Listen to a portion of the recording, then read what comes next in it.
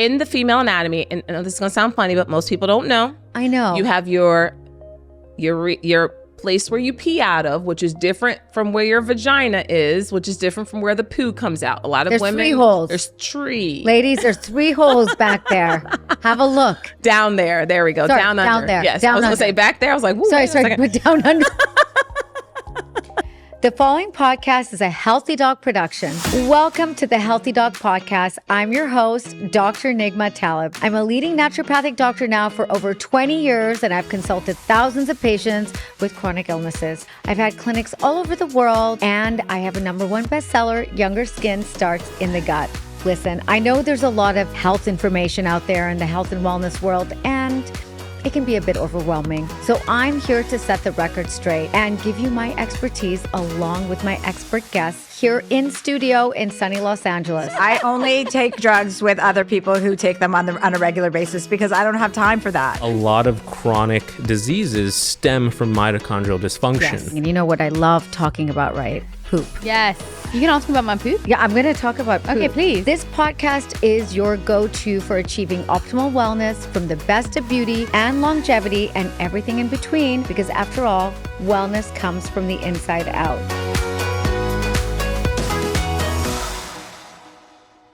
Welcome to the Healthy Dog Podcast. I'm your host, Dr. Nigma Talib.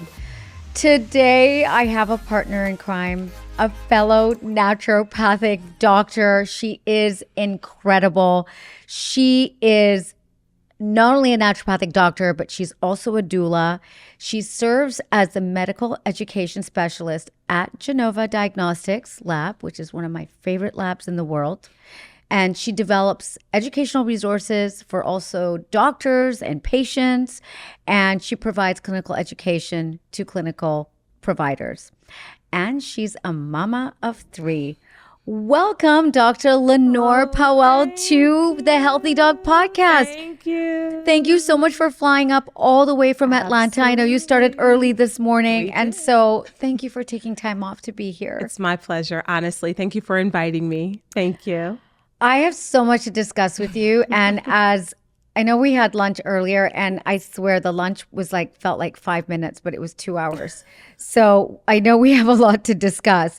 But I know that for you, you've become known for the women's health in general. Yes. And in particular, you've developed different programs around fertility, conception, postnatal depression and depletion. Mm-hmm. How did you delve into that world, and how did you get, into that? Yeah, what made you go into question. that area? So I think it really started after the birth of my first daughter.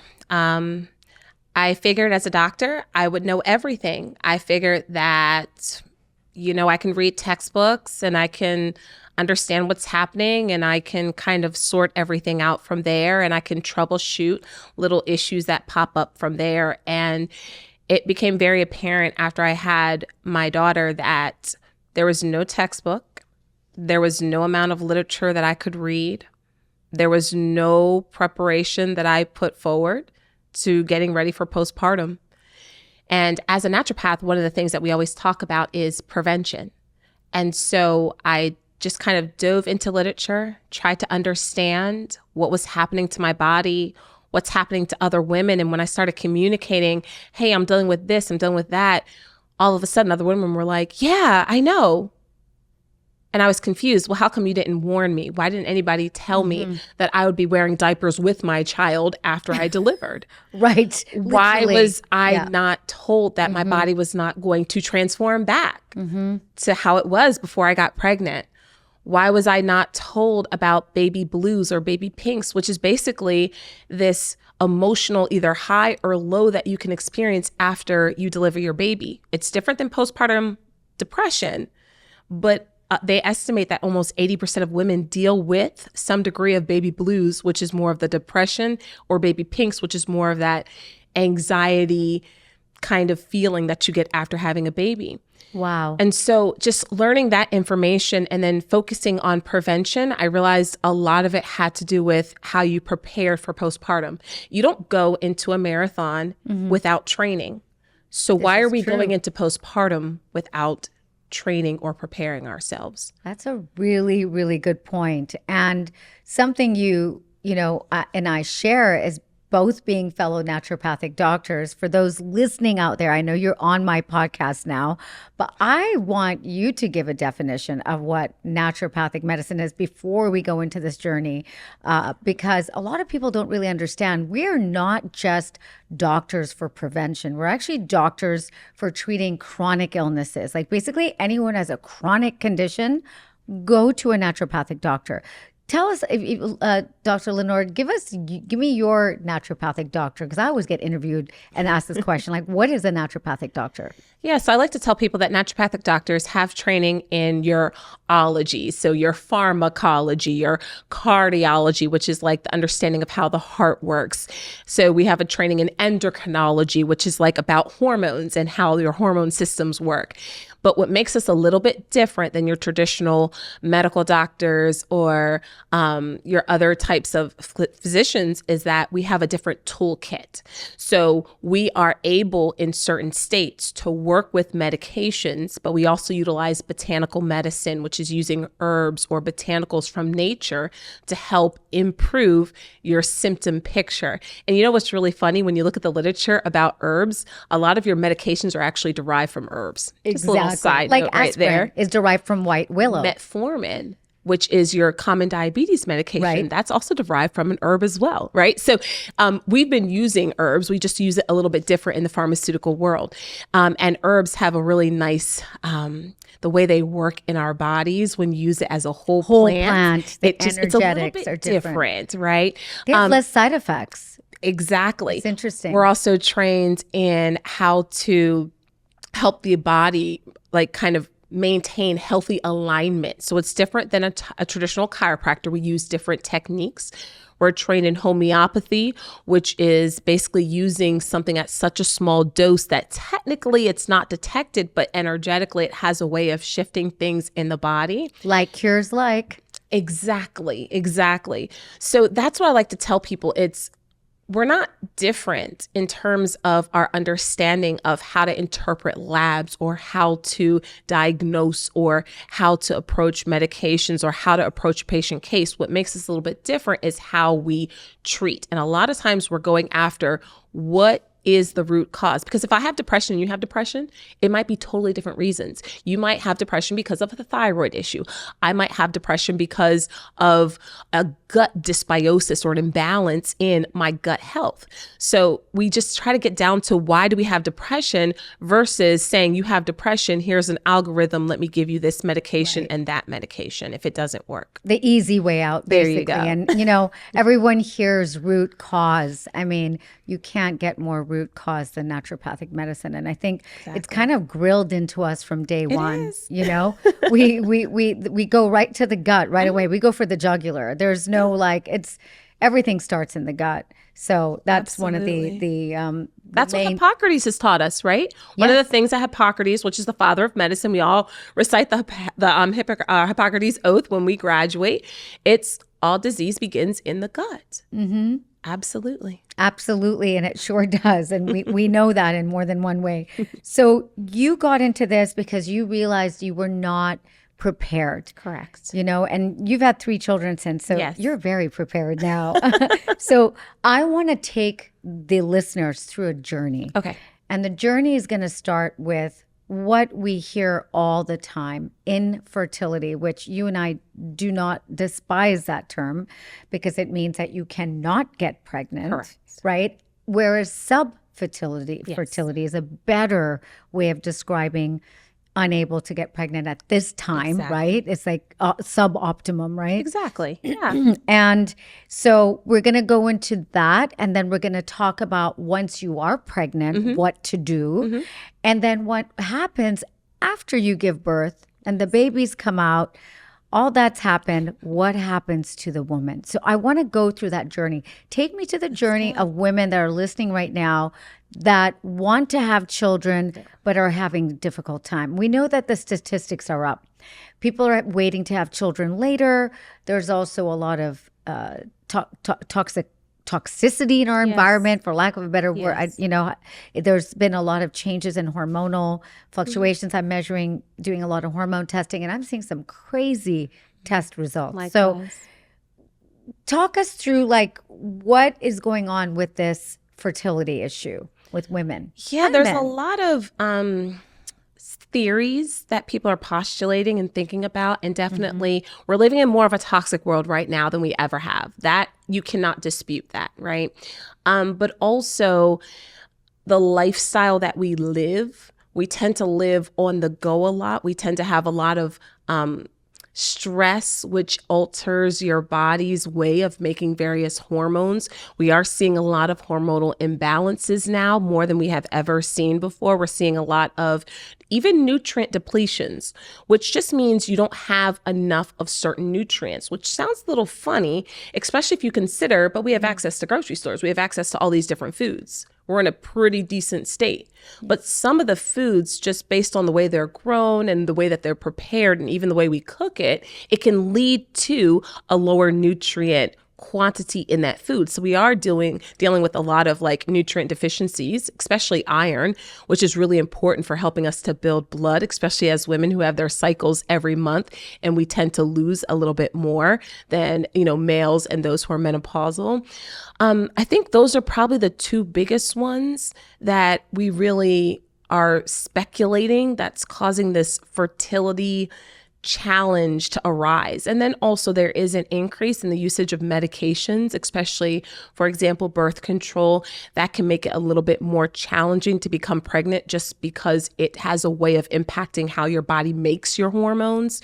Right. So 'Cause our body stops making the hormone once we start Perfect. being fed the hormone. exactly. And not only that, what the birth control pill does is it depletes your key B vitamins. Perfect. And You your got B it. vitamins are super important in methylation. Absolutely. And, methylation defects, we talk about that gene, 5-MTHFR. Yep. And, these methylation defects can reduce your ability to get pregnant quicker. And then I think what happens is women really they just get so emotionally distraught that they're not able to conceive, that stress, that cortisol reaction. And you notice as soon as they let go of wanting to have Yes. children, they Then then get ta-da. pregnant. Oh, wait. Another thing that actually we do a lot that actually kind of frustrates me? Yes. We always blame the woman for fertility issues. Good point. Okay. So there's a statistic that's out and it's called 30-30-30-10. Okay. So 30% of those who have trouble with pregnancy and conception is the woman. Right. That's the problem with the woman. Another 30% is the problem with the male. And then 30% is a combination of male and female. And then 10% we just don't know. Wow. So we can't always just say it's a female problem. And I think that also puts a big emotional burden on us as women when we think it's your Yes. fault why you can't get pregnant. Yes. It's your fault why you have miscarriage or, or loss or something like that. Yes. But we have to realize that we're only one part of the equation. Absolutely. And so actually for clients who are interested in preconception support, I think I don't think it's right if we just see the female. No, absolutely not. And, I started off and it said, for men and women. And the problem is that you're right. Women are the ones that are always being examined and feeling this sense of frustration of like, why can't I get pregnant? Exactly. And, I have patients getting pregnant way into listen, I have some women in their 50s that are pregnant. And it's because they made their body healthier by coming to see me. So I should have a disclaimer now. If you don't want to get pregnant, don't come and see me. Because if you're not using protection, you will get pregnant because you're getting healthier by seeing a naturopathic doctor and following how we treat and how we get to the root cause of why this patient is not able to get pregnant. And yes, the males, we measure sperm count and we measure sperm speed, and we're seeing massive changes. A lot of these men have zinc deficiencies, really easy deficiencies to fix, actually. Correct. But who's measuring them? Exactly. I've built my entire clinical philosophy and even wrote a book called Younger Skin Starts in the Gut around one simple truth. If your gut isn't optimal, nothing else works. Genova Diagnostics GI Effects test is the gold standard in functional stool testing, mapping your microbiome, digestion, inflammation, and nutrient absorption with clinical precision. It's a crappy job, but someone has to do it. And no one does it better than Genova. Visit genovaconnect.com and use my code HEALTHYDOC15 for 15% off your first stool test. Let's go to the next stage. Yes. You get pregnant. Yes. Right? You finally Not get me, pregnant. Not you. I'm done. You're done. You're 3 and done. 3 and done. 3, 5, 7 years old. I'm good. You're I'm good to go. So the woman finally gets pregnant. Yes. She's on her way in her pregnancy journey. Some women feel great actually when they're pregnant. And some women, what I find, I don't know if you see this, but women who have immune system issues, like that are getting colds and flus all the time, they're like, I've never felt better in my pregnancy. It's almost like the human body does something where the woman's immune system starts to speed up during pregnancy. Do you see that? Yeah, so I see that. But then for the women who don't feel so great, Right. because we're still seeing women who are losing their actual teeth in pregnancy. Yes, And correct. the women who don't feel great, and the women who are losing teeth, the women who are dealing with shedding even during pregnancy, the women who are dealing Hair with shedding. mental emotional challenges even during pregnancy, a lot of them actually are nutrient deficient. Wow. So when you're pregnant, your demand for water increases. Your body has to make a whole bunch of extra blood. Your body has to now make a whole bunch of extra hormones and different things to support that pregnancy. They estimate that progesterone, which is one of the hormones that women make, it's kind of like your even keel kind of hormone. Right. They estimate that it increases by about 300 times in pregnancy. Wow. And then we have a whole bunch of other things happening. Like, do you know in pregnancy, you actually grow a new organ? Okay. The placenta, you actually grow a placenta. That was not there before you got pregnant. That's true. I never thought So of it we that way. grow a whole nother organ, plus we're carrying a baby. And I oftentimes say, like, the baby's like a parasite because it will literally suck out the nutrients it needs for survival. Especially And iron. Exactly. And calcium. That's why we're losing teeth and the bones are deteriorating after pregnancy.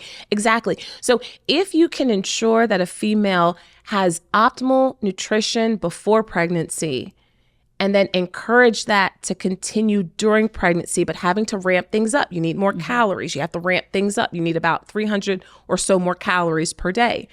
Then that usually fixes a lot of the issues that we see in pregnancy, like constipation, hemorrhoids, headaches. It's because you're not eating properly, you're not drinking enough liquid, and I include tea. I'll put some teas in there, herbal minty teas and flower essence teas. Red raspberry tea. Exactly. I love red raspberry tea. But also, women are not exercising. It's almost like you're pregnant. You have a ticket to not do anything. That would is be not me. the I'm truth. joking. No. I have not been pregnant, but I'd knock at your door like, it's even more important to move because your lymphatic system now is draining for 2. Perfect. Right? You got it. You actually have faster labor, easier delivery, easier pregnancy if you just walk 20 minutes a day. That's it. I didn't ask you to run a marathon. Just walk 20 minutes a day. That's pretty, that's not much to ask. But if you're not feeling well, that's part of the issue. A lot of the first trimester, that nauseous feeling and that inability to eat or keep down food, what can women do for that? It's coming back to nutrition again. Yes. A lot of nausea can stem from poor nutrition, not having adequate B vitamins or minerals in your diet. And then you just have to try to play around with when you eat. So for example, my first pregnancy, no morning sickness, loved it. Second pregnancy, morning sickness hit around the time in the morning when I brushed my teeth. So I would just get up, do something else first, and then brush my teeth. Third time, morning sickness was literally from 4 p.m. to 7 p.m. So I knew that I had to cook dinner very early, and that made it more manageable, tolerable for me. But you just have to play around with when I take my supplements, what time of the day I take my supplements. Is it with water? Is it with juice? Like a lot of those things, and making sure you have adequate nutrients. a lot of times that Give us an solves example. it. Give us an example of what nutrients women need. You need B6. That's a very important nutrient. You need B3. That's another important nutrient. The zinc is important as well. Magnesium is important. All of these are going to be important for that specifically. And also like low protein diets in pregnancy with the feeling nauseous. And that's a big part of it. That as is well. a big pet peeve of mine, actually. So when you're pregnant, you need an additional 15 to 20 grams of protein per day. That's equivalent to a female bodybuilder. Wow. That's a lot of protein. It's a ton. And it's hard to do sometimes when you don't feel like eating, or with one of my pregnancies, raw meat creeped me out all the way. So it was hard for me to prepare meat, right? So I had to supplement with protein powders. And that's what helped me hit my protein demand. And mind you, that protein demand, it also continues through when you're breastfeeding. So you need that same high amount of protein during breastfeeding as well. And that could be why a lot of women actually feel tired. Because think about protein, it's your building blocks to hormones, it's your building blocks to a lot of stuff, including it helps your citric acid cycle, which is this energy ATP producing powerhouse in your cells. It helps it to move. Right. It's like it helps our energy cycle, like ATP, which is for people listening, that's your energy. That's found in your mitochondria. Exactly. And we want to build that up. And actually, two important things you do inherit from mama are your mitochondria and your gut microbiome. So, it's super important, to have that responsibility to really take care of yourself. Can I during add another pregnancy. one? Yes, of course you can. I'm also going to put in there, because I was thinking about this, and I think another thing that we inherit from our mom is going to be your diet. Your food selection, because actually babies grow taste buds, the ability to taste, in utero. So so I noticed between my kids, like my different cravings I had when I was pregnant, that is their favorite food. You're so kidding. You have to be, you have to be Mine would be mindful. ice cream, I know. Okay, so you would have an ice cream baby. There you go. There's your ice cream baby. I love it. Yeah. So you have to be careful with how you indulge in your food cravings, and try to figure out, why do I have a food craving? Because sometimes your food craving, so if you crave, let's say, ice cream, sometimes it's because you don't have enough calcium. Right. Right. These are really like common sense things, but it's something to think about. Exactly. For people listening. Exactly. Okay. So nutrients are important. Taking vitamins are important. Upping your protein, like almost like a bodybuilder, really keeping that going. Water intake. Okay. So now you're pregnant, you're trotting along, you get your 3 months are gone. You're starting to feel somewhat like a human being again. And then things are going really quickly. Now you're moving into, your second trimester, and then you're at your third trimester. Yes. How do women prepare, especially if it's their first child? Because there should be a preparation book for, like, Absolutely. honestly, there should be a manual. I think you're working on it, which we'll talk about in a minute. Might be. So in this part of the trimester, what should they be doing? So in the first trimester, just get a routine. Okay. Right? Just establish a routine of walking or exercise, establish a routine of a healthy diet, establish a routine of going more green. And what I mean by that is trying to get all the toxic chemicals out of the house and out of your personal usage, like your personal care products. Try to get that out if you haven't already done so. Just start there. Because first trimester, you're trying to figure out appointments. You're trying to figure out how my body is changing, and it's a lot going on, and your emotional change. Second trimester, that's what I call the superwoman kind of hero phase, because all of a sudden you have this surge of energy. Yes. You're not tired anymore. That's the time when you start preparing your household for the actual coming home of the baby, right? So this is when you're cleaning up whatever space you want to use for the baby nursery. You're picking out the clothes, the theme, all these good things. And That's then fun. toward the end of the second trimester, you might have an urge for nesting, is what we call it. That's all of a sudden this strong craving to clean everything. Take advantage of that energy in the second trimester and that strong urge to nest or to clean. I feel like that all the time. Maybe I'm in my second trimester. I missed that, constantly. Jean. I missed it. Didn't hit me at all.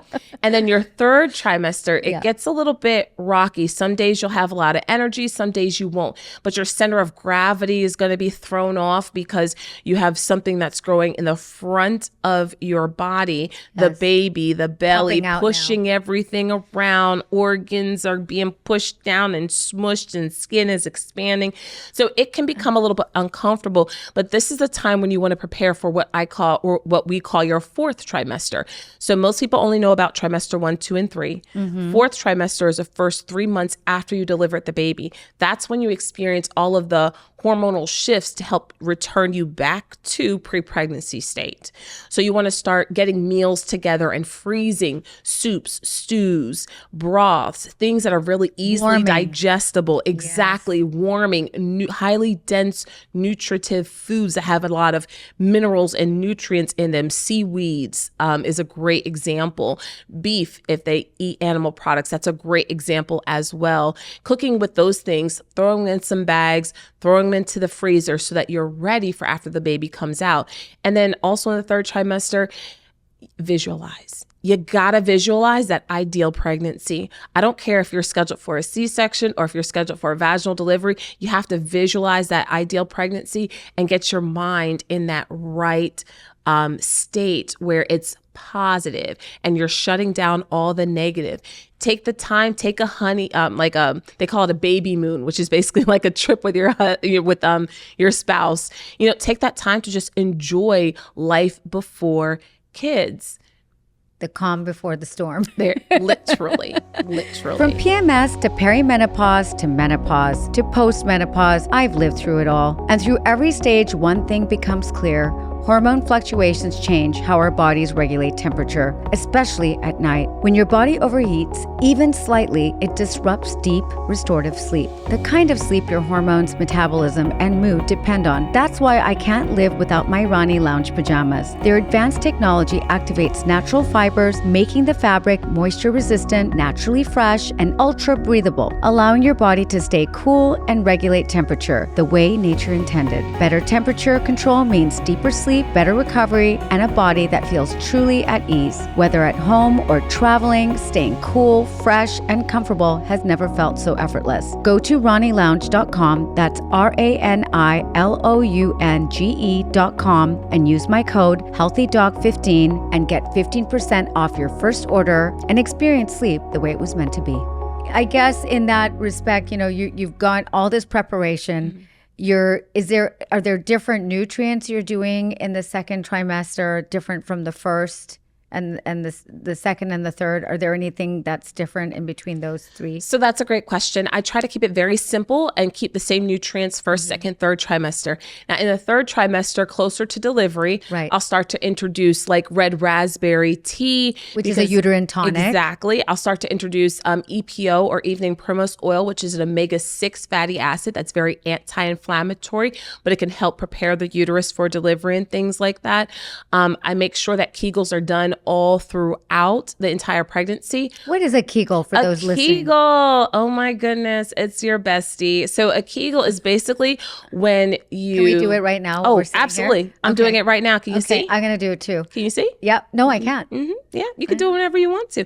So a Kegel is basically a way to help strengthen that pelvic floor. Okay. Right. So when you look at the body, we have what's called a pelvic floor, and that's what helps to keep in the uterus and everything like that in its correct place. Keep them all in the content. Exactly. So when you are pregnant, everything is stretching, everything is expanding, everything is getting bigger, and it can weaken your pelvic floor. So if you've ever heard of women after they've had babies, when they laugh or they sneeze, they tinkle a little bit. Right. Or we also call it in menopause. So not me, not my. I got something to look forward to, don't I? Then that's another story. Yes, ma'am. We'll talk when I get there. Okay. But so the Kegels will actually help to strengthen that pelvic floor so that it can help you with not only delivery of the baby, but help things to return back to normal after you are done. And how often do people do these Kegels? And you do them every day. Can you describe it? I can't describe it. Yeah, so it's like you try to stop the flow of urine is how I describe it to people. But you don't want to contract your bottom. Okay, so just your front. Exactly. Okay. So in the female anatomy, and I know this is going to sound funny, but most people don't know. I know. You have your place where you pee out of, which is different from where your vagina is, which is different from where the poo comes out. A lot of There's women. 3 holes. There's 3. Ladies, there's 3 holes back there. Have a look. Down there. There we go. Sorry, down down under. there. Yes. Down I was going to say under. back there. I was like, Sorry, but down under. Losing There's it. 3. I'm losing it. Yeah. And so we want to try to contract that muscle so that we can have that strength for that process. But all you have to do is like Kegels, like 20 minutes a day. There's apps on your phone, for heaven's sakes. And you push little buttons and they're like squeeze, and you squeeze and it's like relax and you relax. Like it's so easy nowadays. And just like break it up into little 5-minute increments. You can do it while you're driving. We just did it here. Nobody knew. I'm still doing it. Oh, wow. You're a champ. I'm trying to get brownie points here. Well, you definitely have brownie points. I'm worried about the menopause. No, yeah. And it actually helps postpartum too. Don't forget, you want to continue postpartum. So you want to continue doing the Kegels. Correct. You want to continue on your nutrients. Yes. Maybe you want to start in your 3rd trimester doing more like red raspberry teas, getting your uterus ready for tonification for and I think in the last trimester, what about upping your magnesium? Can you do that, or is that too risky? So there's a little controversy as it relates to upping your magnesium, but I always remind people that magnesium is a beautiful mineral. We call it the mama mineral because it's that important. Magnesium. And I would marry magnesium if he was a man. I think we should aerosolize it. Yeah. I think that would be good too. Little magnesium plug-in or something. Exactly. I agree. But most people are deficient in magnesium. Yes. You get magnesium from your food and your water, but we filter our water and our food is farmed differently than it was back in the day. So the amount of magnesium that we're getting, it's just not the same. It's lower. And so the concern of getting in too much magnesium, which can induce labor, that's tough. Even your prenatals have magnesium in them. So it's tough to hit the amount of magnesium. You'd have to do a heck of a lot of magnesium. I feel like magnesium would be really good at relaxing. It is very the good at muscles. relaxing. Absolutely. And also the glycine component in the magnesium glycinate, when it's mixed with, serotonin and the, bringing down homocysteine. I think those are really important aspects for women. Also preventing preeclampsia and high blood pressure, right? So I think that's a really good one to add in. And then so the 4th trimester, when you're talking about adding all the warming foods, which in naturopathic medicine we learn in traditional Chinese medicine, supporting the yin, and supporting like warming foods, not cold salads, not cold anything. Everything has to be warm. And the beef is because you've lost so much of the blood. You've lost the blood. You've lost that energy, right? So it's about 2 cups of blood for a vaginal delivery, 4 cups of blood for a C-section. Wow. For one so baby. It's double the blood loss for C-section. Correct. Yeah. Incredible. We're going to get to that in a minute because I want to know all about that. Okay. So now you're in the birthing room, right? Yes. You're giving birth. You're at that 3rd trimester, your water breaks. You hear the story of the water breaking. Which doesn't always happen, by the way. That's not always your first sign. Okay. What is the first sign? So you want to download one of those contraption apps trackers on your phone because we don't have to write it down in paper anymore. There's a contraction app? There's several of them. And you literally, when you have a contraction, you hit go. And when it's done, you hit stop. And it measures how frequently, are they consistent? Because you want to tell the difference between what's called Braxton Hicks, which are false contractions or practice contractions versus the real deal, right? How would you know? 511. That's all you have to remember. 511. Okay. So every 5 minutes, I have a contraction that lasts for about a minute. 511. Some people like 411, but 511 is pretty safe. And that gives you enough time to get to your birthing facility or call the right people and things like that. So that's what you're tracking. And again, your water breaking is not always the first sign. Some people have what's called back labor, where they just have a terrible backache and they're like, oh, it's so uncomfortable. That could be a sign of your labor is starting.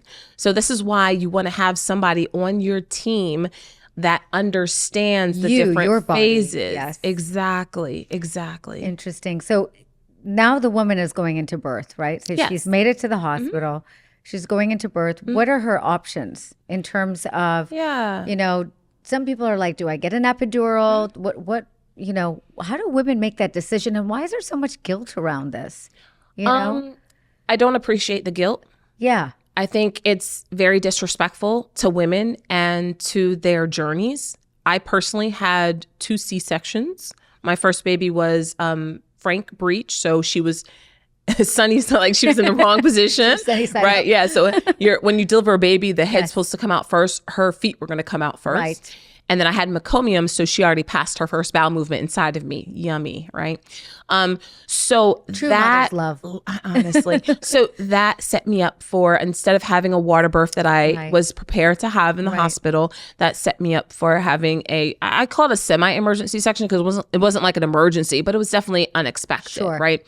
My second child, I was given information that said once when you go in labor, do not eat. What did I just tell you about how important nutrition is? How important do you think it is in labor? How many Wait, calories? they tell you not to eat? Because I already had a C-section. So they were concerned that I would have to get another C-section because once when you already have one, your risk for another one increases. Right. So they told me when you go in labor, do not eat. That was such poor information. I had How'd you get the no energy? 7 centimeters dilated. I was done. I had no other option. My baby was starting to show signs of distress. Third pregnancy, I was ready for it. I was You're so like ready 3 for times it. the charm. Yeah, third pregnancy, I actually had a vaginal delivery unmedicated. All they had to do was break my water. And I mean, I trained myself how to push. I had chiropractic care on board. I had acupuncture on board. I had my nutrition supplements. Everything was stacked up. I had it right, according to what my body needed. I was moving. I was ready for it. And I pushed that little boy out. Oh. And it was such a feeling of just, I did it. Right. Wow. But in terms of your options, this is why you have to, if you deliver at home, at a birthing facility, or at a hospital, you need to ask ahead of time, what are my options? Asking what are my options while you're in labor, that's a joke. It's too late. It's way too late. And you need to educate whoever's there with you what you prefer. So whether you want an epidural, whether you want to try pain medications, whether you want to deliver, do you know most beds in the hospital have a standing bar where you can like dangle a bar? All they have to do is attach it. So you have to know these things. The only way you're going to know it is if you visit the facility and ask those questions. You don't have to get all of the different medications, procedures that they offer at the hospital. You can delay some of those, but you have to educate yourself. I want to share something that could literally slow down how you age, inside and out. Let's talk about hyperbaric oxygen therapy, or HBOT. You've probably heard of it being used for athletes or wound healing, but what you may not know is the latest research is showing powerful benefits for cellular regeneration, brain health, and even reversing some biological markers of aging. Hyperbaric chamber works where you breathe in oxygen at higher than normal pressure. This process stimulates your tissues with oxygen and beyond what your body can normally get in. That extra oxygen jumpstarts your cells, helps natural repair processes, reduces inflammation, and boosts collagen production. It even stimulates the growth of new blood vessels. Studies have shown improvements in telomere length, which are kind of like protective caps on your DNA that shorten as you age. Longer telomeres, that's linked to healthier aging. If you're feeling the effects of aging, maybe it's slower recovery, brain fog, or skin that's lost its luster and glow, hyperbaric oxygen might be a powerful tool to help you feel sharper, stronger, and more vibrant. Go to oxyhealth.com, that's OXYHEALTH.com, and type in discount code HealthyDoc10 for your first order. Yeah, I mean, I think that's important. It's just a lot of women don't know that they can even ask those questions. It's like lucky if you get a hospital bed, to give birth. Okay, so those are the options. There's preparing for that in the best way you can. Make sure that you have enough energy. Obviously, and by this time you're ready to go. It's game. I mean, some people have it so easy. Like I have friends that have just like literally like bloop. Just came out, and then some that, were in, I had a patient's sister who basically called me and said, listen, I had, sepsis, from a C-section. And so it just feels like a lot of people are getting C-sections. Can we talk about C-sections and why is everyone getting a C-section? And is that okay, getting a C-section? So there's a risk. There's Okay. always a risk. Higher risk with a C-section. Absolutely, because you're breaking skin barriers. So you're cutting through skin, actually multiple layers. This is, from my understanding, this is the single surgery that goes through the most layers. You got to go through the skin, the fascia, the abdominal muscles, the uterus, the placenta, just to reach the baby, right? It's a lot of layers. It's a lot of layers. So there's a risk for basically infection, and there's also a risk for bleeding. Remember, I just mentioned you can lose up to 4 cups of blood with a C-section delivery. So you have more blood loss. Versus 2 cups with a vaginal delivery. Exactly. Right. Now, C-sections, we oftentimes hear them recommended because, for example, we're measuring your baby at too big of a size. Do you know that that measurement can be up to 1 to 2 pounds off? Wow. So they don't really know the size of the baby. It's We really really hard. don't. You don't know We can until, guess pretty well, but we Right. don't know.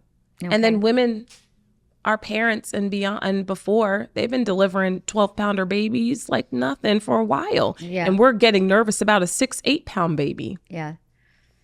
Well, we're in the United States of America, and the statistics are shocking. They are. That the United States of America, I think, comes, as you said, out of hundreds of places. The United States came in at 50. 55 for 55. maternal mortality. So it's around 32.9, just rounded off to 33 maternal or mother deaths per 100,000 live births. That's about 1,200 women, and that does not include how many endure complications.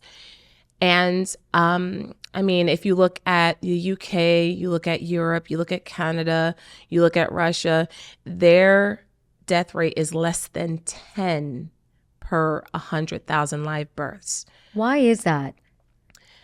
They estimate that about 2/3 of deaths happen after the baby is delivered. Okay. So we don't have, in the US, we don't have a solid postpartum care plan or track. We're focused on the baby, and that's beautiful. But what about the one who gave birth to the baby, who gave life to that baby? Right. We're not tracking how much blood they're losing. We're not measuring their blood pressure. We're not checking their vitals to make sure they don't have an infection. And those happen to be the 3 most common preventable reasons that women are losing their lives. The other one is pregnancy complications that you just really can't account for. But if we have a large percentage that are preventable, what are we doing? But the good news is that actually California, they're actually the best. They have statistics more similar to like the UK and Europe. But in Georgia, where I live, not so good. And not so good for women of color as well. No, it's actually a lot higher for women of color. It's actually around 70 per 100,000 live births. Remember, the average was about 33. That's now we're double, jumping up more to than 70. double. Yeah.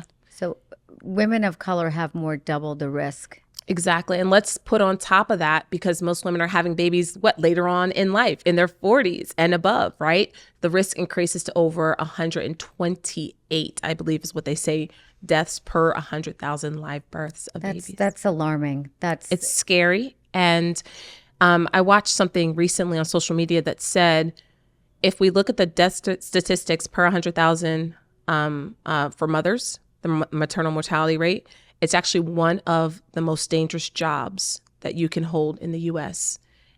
Wow. And I'm talking about, that's including skydivers and our police force. It's more dangerous. That's really scary. Mm-hmm. So now, if a woman makes it through the pregnancy, right? I mean, I know that sounds really morbid, but listen, we're talking facts. Yeah. You know, that statistic is pretty higher than I would have imagined, and I'd read that research a couple months ago, and it was shocking. I couldn't believe it. And once a woman then has her child, she then has to go through, like you said, the 4th trimester, the nurturing stage. Yeah. And women go into this stage with postnatal depletion. And if you don't deal with it, the postnatal depletion can last 10 years plus. Yeah. That is crazy. Talk to us about that. What can women do once they've had the baby? Yeah. And we talked about the warming foods. Yeah. We, what else can they do to support their postnatal depletion, and what tests can they run? Yeah. So first thing, you have to have a community. If you don't have a supportive community around you, you're increasing your risk for postpartum complications, especially as it relates to mood. But postnatal depletion, after birth of baby depletion, a lot of us look at it through the nutrition standpoint. We look at it through the hormone standpoint, and that your mother is exhausted and taking on an entirely new role of life, right? Being the caretaker of an infant that literally cannot do for themselves. And so what can we do? We have to do those warming foods. We have to do the resting. I think they call it the 5-5-5, which is 5 days in the bed, 5 days on the bed, 5 days by the bed. So it's like this postpartum time where you get to relax, recover, and just focus on baby, and everybody else in your community provides you with the food, the love, the nurture, the care, and everything like that. We have to make sure that our family and our friends are vigilant at making sure we're eating well, because we're busy pumping and we're tired. We're trying to figure things out. Our community has to make sure that we're being supported. And unfortunately, the first check for most women, if they had a vaginal delivery, is going to be around 6 weeks? That's too late. That's way too late. They define maternal mortality up to 42 days after you deliver. Wow. And we're seeing people at 6 weeks. That's too late. In other countries, do you know they have nurses that deploy to the house of the mother that just delivered? In other cultures, the mother actually moves in with mother-in-law or auntie, or mother-in-law auntie moves into the house. Yeah, and not it's like that in the US. massage. Yeah. It's therapies. It's a whole bunch of just beautiful old school techniques that have stood the test of time that we're losing. It's almost like women have become like these machines. You just have a baby, you go back to work. Yeah. And we're seeing a huge statistic of women with postnatal depletion, postnatal depression. Yes. And they don't even know they're in it, because a lot of these symptoms are not accounted for. And, they're just not part of a diagnosis per se. Yes. Right. And so what can we do? I know you work for Genova Diagnostics, and I use Genova extensively in my practice. I use all the stool tests. My patients know me when they already know they're going to come to the poop doctor. You're doing a poop test, whether you like it or not, because all disease starts in the gut. But that, leaving that aside, it's super important to measure the hormones. Yes. Can you walk us through some tests that Genova has that really measure all the important factors that women can do pre-pregnancy and also post? Right? Yeah. I think there's a pre and the post. You can't do anything in the middle, because your hormones are like, woo, you're in Mars. So the pre and the post pregnancy, I think, are the times when women that are listening now is when you really need to put your hormones to the test, because that's where everything goes off. Exactly. Never well since pregnancy, right? All these things get depleted: your thyroid, your adrenal glands, your nutrients, your organic acids. Let's talk about that. Yeah. So that's a perfect list, the beginning of the list right there. So we want to do nutrition testing. We want to see, how are your vitamins and your minerals? Do you have a good balance of those nutrients? We also want to look at stool testing, because believe it or not, your gut is also a very critical component in helping you to clear out your hormones. But imagine if you can't break your foods down, or you can't absorb your foods, well, then all the beautiful foods that you're putting into your body, you might not be taking advantage of those nutrients. So gut testing or poop testing. So do a GI effects right after. Stool test. Okay. Exactly. And then also for the hormone test, we have a test called the Endo Plus, which allows you to evaluate the endocrine system. So the endocrine system is like hormones, communication, and talking.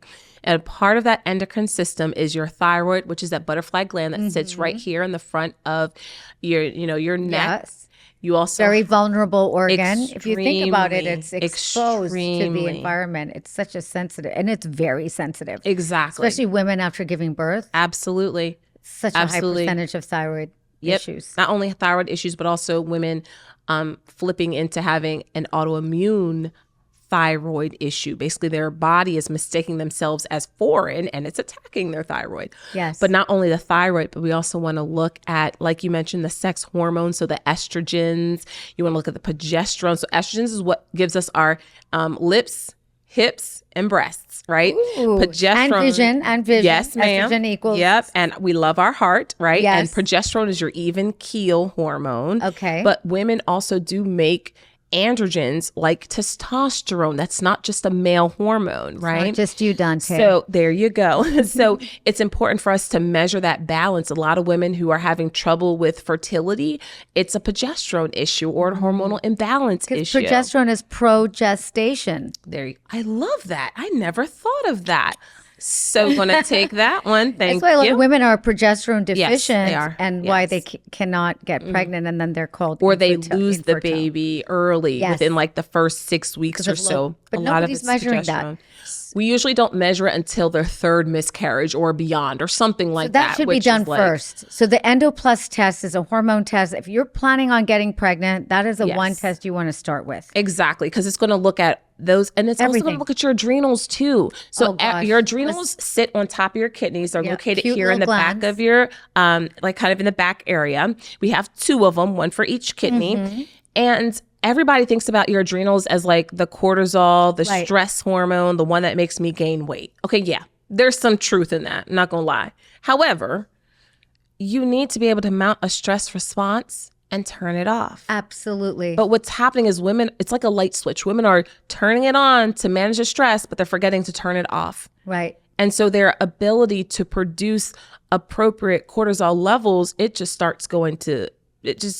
ends up being a bad story, and they live very hypervigilant lives. So if you see a woman who's having trouble with conception or who's interested in a conception journey, test the husband or the male partner as well, right? But also postpartum, around 6 or so weeks, I think that's another important time where we can run those tests as well. Now, don't forget your traditional blood work that looks at your heart health, that looks at your blood cells and all that stuff. We still want to run the traditional Yes. testing, but these are add-on tests to really optimize people.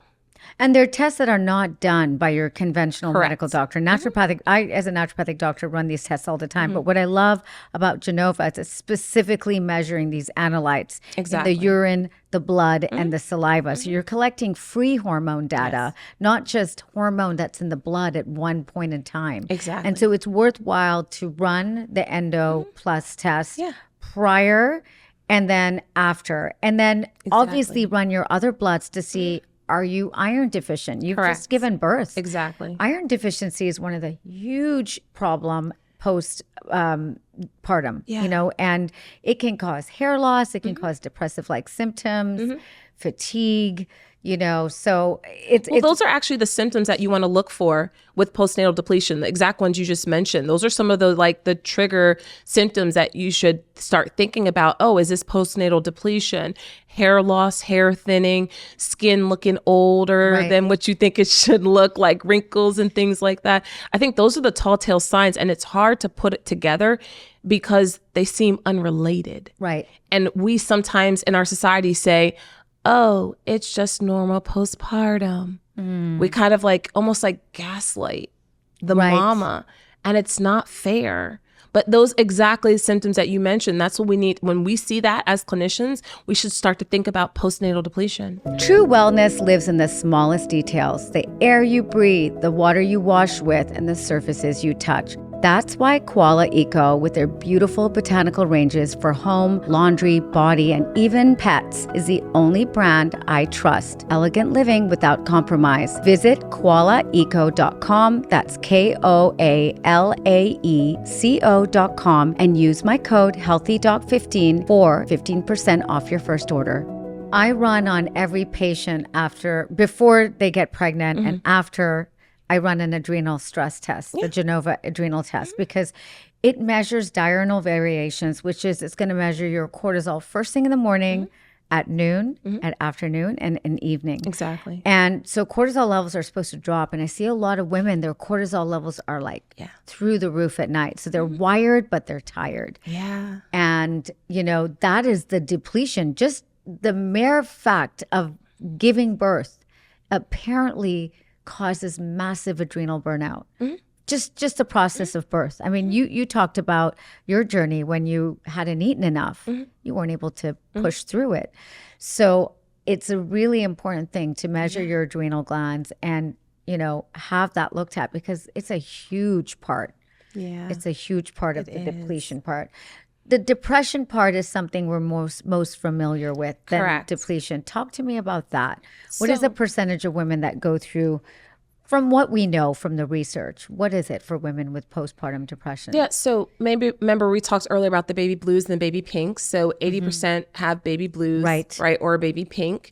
And then we move into more depression, and it's not greater than 15% in terms of what I've seen recently that actually can go on to having postpartum depression. But we have to look for those signs because, again, they can be very subtle. Right. They can be gaslit as traditional, normal, you just had a baby kind of things. They become very weepy. They cry. They're very emotional.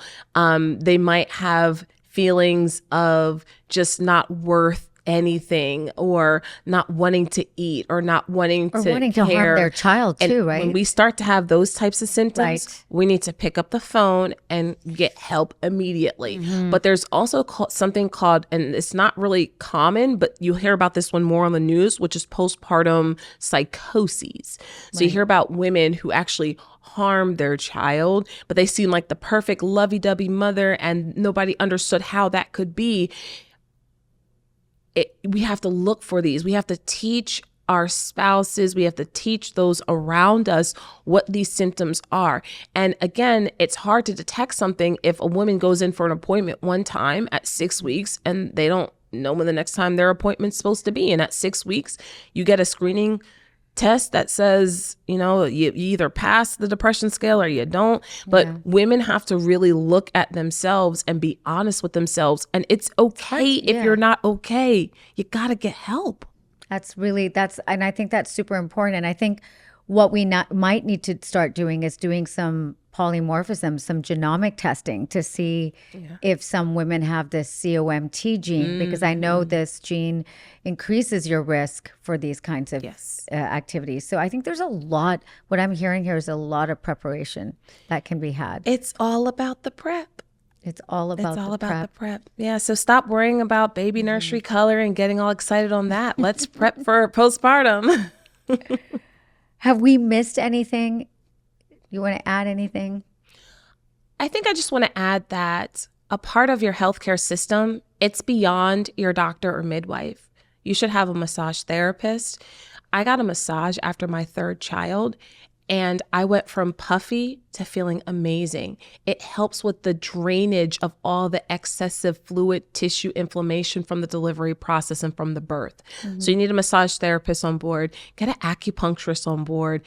I mean, they can help even with causing the baby to flip into the right position. Even sometimes they can help with sciatica, which is like nerve pinching and twinges that can run down the leg and make it very uncomfortable. Get a chiropractor who's web certified, WEBB. That means they have extra special training to help women who are pregnant and to help make sure they're in good alignment. All of these things I think are very important, and keep your toxic load low. So don't get your fingernails done when you're pregnant. Yeah. Okay, I'm done. One more thing. Exactly. No gel manicures. Just saying. I know we're running out of time here, but I wanted to talk about one more thing because I get a lot of my patients get excited about this, is the placental encapsulation. Yes. Can we talk about that really quickly? Tell everybody what that actually means. So placenta encapsulation. So you have somebody who has been through the training. After the baby is delivered, they come and they collect the placenta. So if you're getting placenta encapsulation done, number one, you need to get a placenta encapsulator way ahead of time. because your Not on the delivery, day. not on the day, not even a month before, like way ahead of time. Yeah. Because they have to plan for the delivery because they have to collect the placenta within a certain time frame. And they basically clean up the placenta. They go to the hospital, they get the placenta, they clean it up, they add some herbs, they dry it, and then they grind it into a fine powder, and then they put it in capsules. And then they write on there, how to take the placenta encapsulation pills. And the thought is that it's helping you to replace some of that iron, some of the nutrients that were lost from pregnancy. It's also helping you to rebalance your hormones. So women who do placenta encapsulation, they actually notice that their postpartum recovery is a little bit more smoother. So I think it's something that we definitely need to look for somebody early in the process so we can get them locked down. Also anti-aging. Oh, hello. Give me some of that Absolutely. placenta. I know that's right. Yes, ma'am. Yes, ma'am. It's really good for, anti-aging. And yeah, I've heard amazing things about it. So I wanted to add that to it. But before we go, I want to ask you a question. I'm listening. One more question. I'm scared. Yes, ma'am. Well, I ask all my guests this. I mean, you're going to be a pro at this. Like out of anyone I've had, like you're going to be like the A+ student. We'll see. How many bowel movements do you think is normal to have per day? You need 1 to 2 bowel movements per day, not per week, not per month, per day. They need to be well formed, not too loose, not constipated. You should feel a sense of satisfaction after you pass a bowel. And if any time it changes in consistency, smell, texture, any of that, yes, I'm asking you to look at your poop. But if it changes, you need to alert somebody. It doesn't necessarily mean something horrible is happening, but it could be. You need to alert people if you're seeing a redder stool or blood, or if you're noticing that you have hemorrhoids, or if you're noticing that your bowels are too loose. You have to let somebody know so we can run testing to see what's going on, like a GIFX stool profile.